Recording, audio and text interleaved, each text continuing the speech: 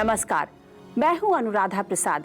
इतिहास के सफर में साल 1989 को राजनीति का वाटरशेड कहा जा सकता है। ये एक ऐसा साल है जिसके बाद दिल्ली में कभी एक पार्टी की सरकार नहीं बनी। जनता ने किसी एक चेहरे और एक पार्टी पर इतना भरोसा नहीं किया कि उसे देश की सत्ता सौंप दे। 1989 वो साल है जहां से पहली बार धर्म की राजनीति का दौर शुरू हुआ, जहां से जात पात की राजनीति ने सिर उठाया, जहां से रीजनल सैट्रप्स दिल्ली की राजनीति में किंग मेकर की भूमिका में आते गए। 1989 वो साल है जिसके बाद कांग्रेस के दलित, मुस्लिम और अपर कास्ट वोट बैंक को दूसरी पार्टियां लूट ले गईं और भविष्य में कांग्रेस को गठबंधन के लिए मजबूर कर दिया। वीपी सिंह कांग्रेस से निकल कर आए तो एक चलो हम लोगों में विवाद हैं, लेकिन एक ऐसा व्यक्ति आया है कि जो सत्ता का खोज में नहीं आया है बल्कि कुछ मूल्यों को लेकर बाहर निकल आया है। ये बात सामने आ गई। मैंने उस समय मेरे पार्टी के राष्ट्रीय कार्यकारिणी में एक प्रस्ताव आया था कि हम लोगों को सब मिलकर कोई एक नया मोर्चा खड़ा करना चाहिए। तब मैंने एक वाक्य कहा था कि if there were no VP Singh we would have to invent one. तो जब है तो इसी को साथ क्यों नहीं लेते हो। जनता दल का पहिया घूमने लगा। वीपी सिंह के जन मोर्चा, चंद्रशेखर और अजीत सिंह की जनता पार्टी, देवीलाल का लोकदल भी एक हो गए।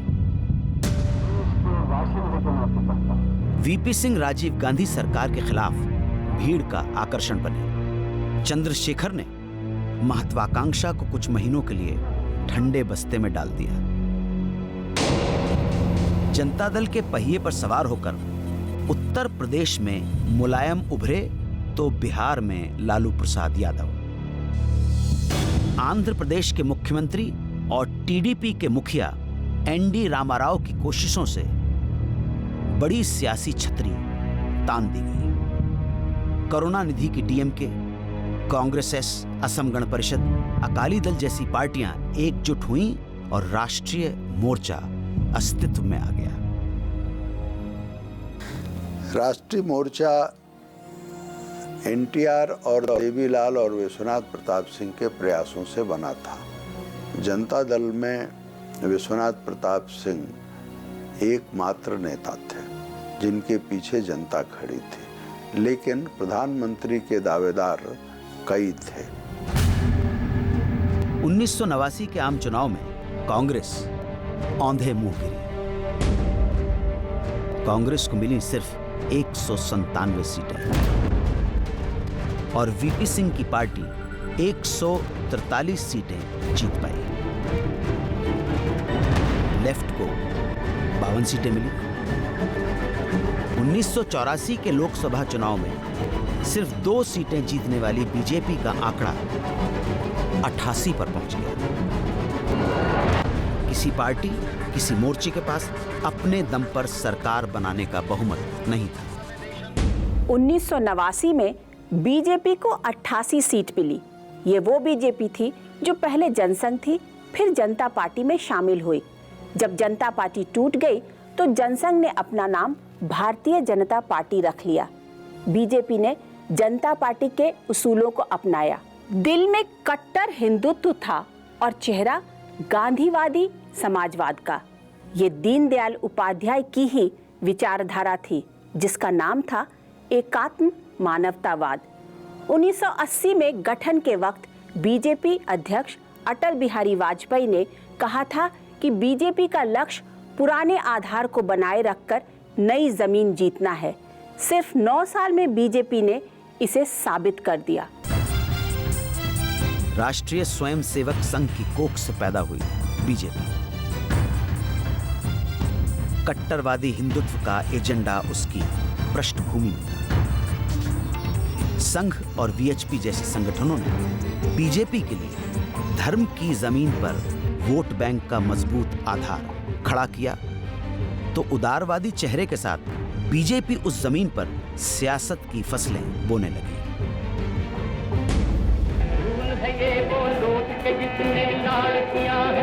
1984 की इंदिरा लहर में बीजेपी सिर्फ 2 सीटें जीत पाई।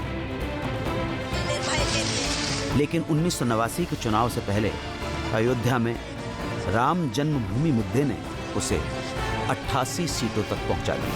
स्लोगन राम की खाते हैं। राजनीति में अब बीजेपी को नजरअंदाज करना मुश्किल है। भारत के पश्चिमी घाट को मंडित करने वाले महासागर के किनारे खड़े होकर मैं ये भविष्यवाणी करने का साहस करता हूं, अंधेरा छटेगा, सूरज निकलेगा, कमल खिलेगा। बहुत बहुत धन्यवाद। 89 में तो 2 सीट से 86 सीट हम लोग पहुंच गए थे। ये होने के बाद ये तय हुआ था अब राम मंदिर से राम राज्य की ओर बढ़ना चाहिए। 1989 में जनता ने फ्रैक्चर्ड मैंडेट यानी खंडित जनादेश दिया। सिर्फ कांग्रेस को बाहर रखने के लिए 2 घोर विरोधी विचारधारा वाली पार्टी मतलब बीजेपी और लेफ्ट साथ आ गए। वीपी सिंह की सरकार बनाने के लिए यह जरूरी था क्योंकि लेफ्ट और बीजेपी के समर्थन के बिना किसी सूरत में राष्ट्रीय मोर्चा की सरकार नहीं बनती। प्रधानमंत्री की कुर्सी तक पहुंचने के लिए वीपी को राजनीति की टेढ़ी चाल का सहारा लेना पड़ा।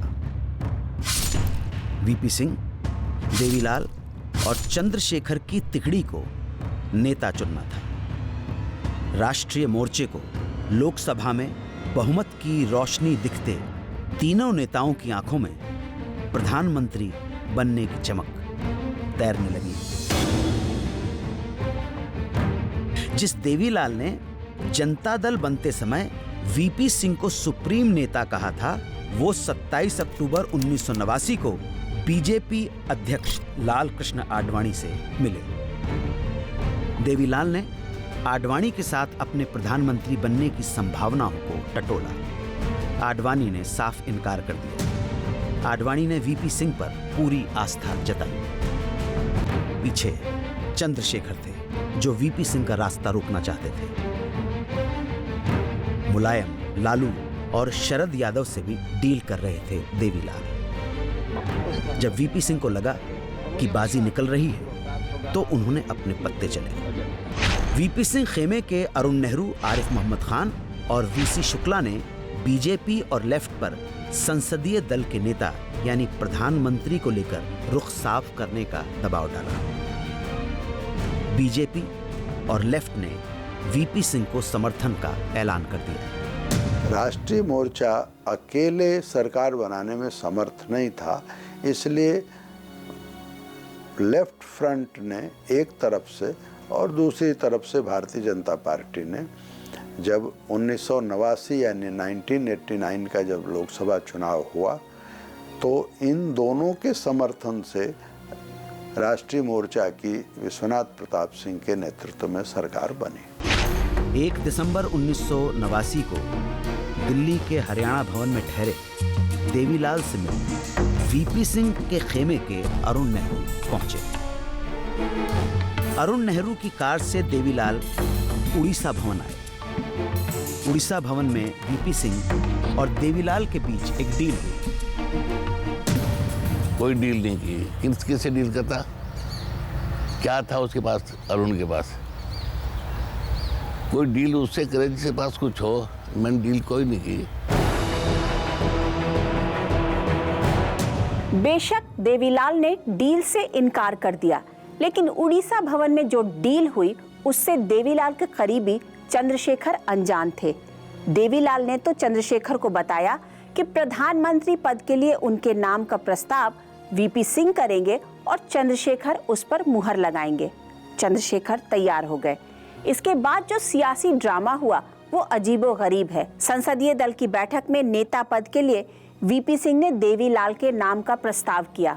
देवीलाल उठे और पोडियम पर पहुंचकर वीपी सिंह को धन्यवाद दिया। मीडिया में खबर आ गई कि देवीलाल अगले प्रधानमंत्री होंगे। जनता दल ने देवीलाल को संसदीय दल का नेता चुना। ये खबर मीडिया में आई ही थी कि संसद भवन में देवीलाल ने कहा, हरियाणा में लोग मुझे ताऊजी ताऊजी कह के पुकारते हैं। मैं वहां ताऊ ही बन के रहना चाहता हूं। मतलब वीपी सिंह के प्रस्ताव को देवीलाल ने खारिज कर दिया। उल्टे देवीलाल ने संसदीय दल के नेता के तौर पर वीपी सिंह के नाम का प्रस्ताव किया। चंद्रशेखर के करीबी अजीत सिंह ने मुहर लगाई। वीपी सिंह देश के नए प्रधानमंत्री बन गए। सीकर जब मैं था तो वहाँ लाखों आदमी थे, उन्होंने नारा लगाया, नारा लग रहा था, पता नहीं किसने शुरू किया कि ताऊ ठीक बोलेगा लाल किले से, ताऊ ठीक बोलेगा लाल किले पे से बोलेगा। तो मैं जब स्टेज से उतरने लगा तब नारा ये लगा। मैं स्टेज से वापस आकर के माइक पे बोला कि लाल किले पे तो यही बोलेगा, ताऊ तो टोलता ही रहेगा। अब लाखों आदमी मेरा कहा हुआ, मैं उसे बैकआउट करूँ तो लोग क्या कहेंगे मेरी बाबत। इसलिए मुझे बढ़ाया था प्रधानमंत्री, मैंने अपनी तरफ से प्रधानमंत्री का नाम इसका लिया था। चूँकि जनता का वर्डिक्ट उस समय वीपी सिंह जी के पक्ष में था, इसलिए एक ऐसी भी पृष्ठभूमि तैयार हुई जिसमें खाली अरुण नेहरू नहीं थे, शरद यादव जी भी थे और भी कई लोग थे। ये तय किया गया कि नहीं, देवीलाल जी चूँकि जनता पार्टी के गठन में दल के गठन में उनकी सबसे महती भूमिका रही है, इसलिए सबसे पहले उन्हीं को ये जिम्मेदारी दी जाए और उसके बाद वो कहें कि नहीं मैं नहीं, ये श्री वीपी सिंह जी के नाम पर वोट किया गया है, लिहाजा उन्हीं को ही देश का प्रधानमंत्री बनाया जाए। उसको हम लोग नहीं पार कर पाएंगे और मुझे विश्वास है कि वो प्राप्त होगा आपसे भी। वीपी सिंह सरकार में देवीलाल उप प्रधानमंत्री बने। इस डील से चंद्रशेखर बहुत नाराज हुए। उनके करीबी यशवंत सिन्हा ने मंत्री पद की शपथ नहीं ली। मुझे लगता है कि चंद्रशेखर जी के साथ एक बड़ा षड्यंत्र हुआ और उनको धोखा दिया गया। बाद में मुझे लगा, जब मुझे उन्होंने ऑफर किया कि मैं राज्य मंत्री बनूं श्री वीपी सिंह ने, तो मुझे लगा कि मेरे साथ भी नाइंसाफी हो रही है। एक ड्रामे से शुरू हुई वीपी सिंह सरकार कुछ दिनों बाद ही एक मुसीबत में फंस गई। देश के गृह मंत्री मुफ्ती मोहम्मद सईद की बेटी रूबिया सईद का अपहरण हो गया। सत्ता के शीर्ष ने कश्मीर घाटी में पहली बार आतंक के आगे सरेंडर कर दिया, जिसकी वजह से आज तक कश्मीर की वादियों में बारूद की गूंज सुनाई पड़ती है। विश्वनाथ प्रताप सिंह सरकार में पहली बार एक मुस्लिम मुफ्ती मोहम्मद सईद देश के गृह मंत्री बने। जम्मू कश्मीर से ताल्लुक रखने वाले मुफ्ती मोहम्मद सईद को गृह मंत्री बने 5 दिन ही बीते थे कि उनकी बेटी रूबिया सईद का नवगाम से अपहरण हो गया।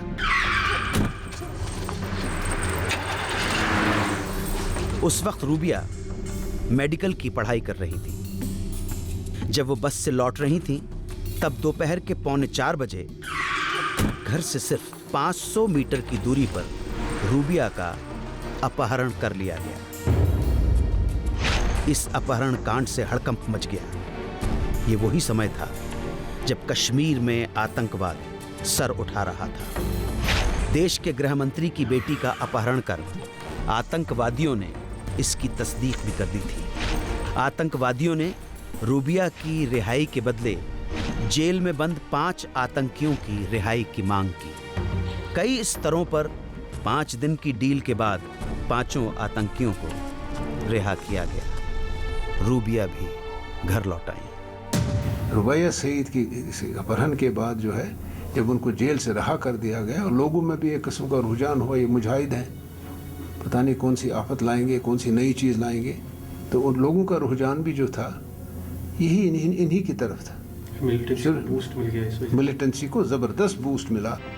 देश ने आतंकवाद के आगे पहली बार सरेंडर कर दिया।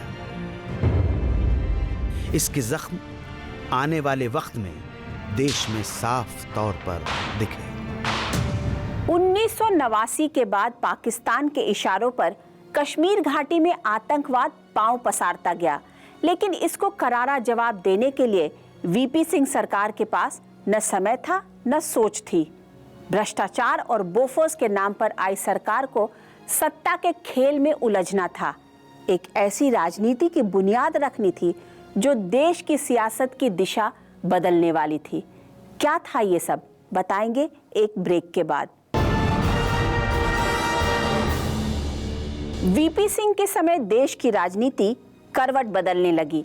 वैसे तो खुद वीपी सिंह गठबंधन की सरकार चला रहे थे, लेकिन वो एक ऐसी राजनीति की बुनियाद डालने जा रहे थे जिससे दिल्ली की राजनीति में कभी एक पार्टी की सरकार नहीं बनने वाली थी। नेशनल पॉलिटिक्स में रीजनल लीडर्स उभरते जा रहे थे। वजह थी वीपी सिंह, चंद्रशेखर और देवीलाल के बीच सत्ता का संघर्ष। वीपी सिंह सरकार बनने के 100 दिन के अंदर जनता दल के खेमों का शक्ति परीक्षण शुरू हो गया। बिहार विधानसभा चुनाव में जीत के बाद जनता दल की सरकार बनने जा रही थी। वीपी सिंह ने मुख्यमंत्री पद के लिए रामसुंदर दास का समर्थन किया तो देवीलाल ने लालू प्रसाद यादव का। जवाब में चंद्रशेखर ने रघुनाथ झा को मैदान में उतारकर संसदीय दल के नेता का चुनाव जरूरी बना दिया। आखिरकार देवीलाल के उम्मीदवार लालू प्रसाद यादव मुख्यमंत्री बन गए। दिल्ली का जो नेतृत्व था, वो चाहे वीपी सिंह जी हों, जौहर साहब हों, अजीत सिंह हों, ये सब लोग जो है तय करके गए थे कि रामसुंदर दास को हमको मुख्यमंत्री बनाना है। अब इसी बीच में मैंने रघुनाथ झा चंद्रशेखर जी के उम्मीदवार होकर खड़े हो गए। कहा जाता है कि रघुनाथ झा को जो वोट मिला, रघुनाथ झा अगर खड़े नहीं होते तो उसका अधिकांश हिस्सा जो है वो रामसुंदर दास को मिलता और नेता पद का जो चुनाव है लालू नहीं जीत पाते। बिहार की तरह देवीलाल के उम्मीदवार मुलायम सिंह यादव यूपी के मुख्यमंत्री बन गए। लेकिन दिनों दिन ताकतवर हो रहे देवीलाल को झटका मिला हरियाणा के मेहम उपचुनाव से। फरवरी 1990 को मेहम विधानसभा सीट के लिए उपचुनाव में देवीलाल के बेटे ओम प्रकाश चौटाला मैदान में थे। मेहम उपचुनाव के दौरान 8 बूथों पर भारी धांधली हुई। दोबारा वोटिंग में भारी हिंसा हुई। चौटाला के बेटे अभय चौटाला के लठैतों और पुलिस ने कानून की धज्जियां उड़ा दी। लेकिन विरोधी भी कमजोर नहीं थे। बूथ लूटने पहुंचे अभय चौटाला को विरोधी खेमे ने एक स्कूल में कैद कर लिया। मुख्यमंत्री के बेटे के कैद होते पुलिस ने फायरिंग कर दी। 20 लोग मारे गए।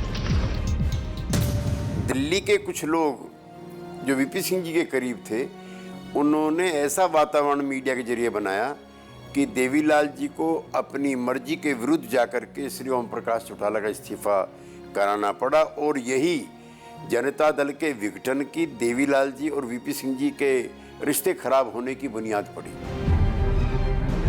बीजेपी ने वीपी सिंह पर ओम प्रकाश चौटाला को हटाने का दबाव बनाया। लेफ्ट और अजीत सिंह भी चौटाला को हटाने पर अड़ गए।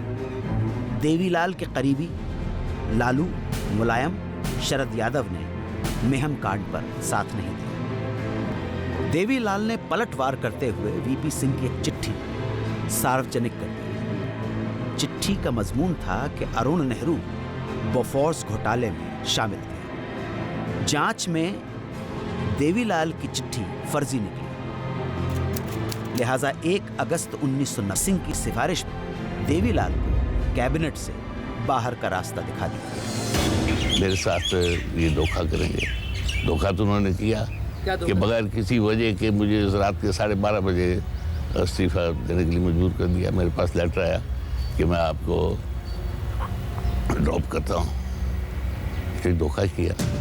जिस वीपी सिंह के लिए देवीलाल ने प्रधानमंत्री की कुर्सी छोड़ दी, उसी वीपी सिंह ने देवीलाल को आधी रात के वक्त कैबिनेट से बाहर कर दिया। देवीलाल न तो इस घटना को भूल पाए और न ही उनका पुत्र मोह कम हुआ। देवीलाल ने तय कर लिया था कि वो वीपी सिंह को गद्दी से उतार कर ही दम लेंगे। इतिहास गवाह है कि देवीलाल की इस जिद का जवाब देने के लिए वीपी सिंह ने ऐसा फैसला लिया जिससे देश की राजनीति क्रांतिकारी तरीके से बदल गई। क्या था वीपी सिंह का वो फैसला, ये हम आपको बताएंगे अगले एपिसोड में। आप देखते रहिए न्यूज़ 24।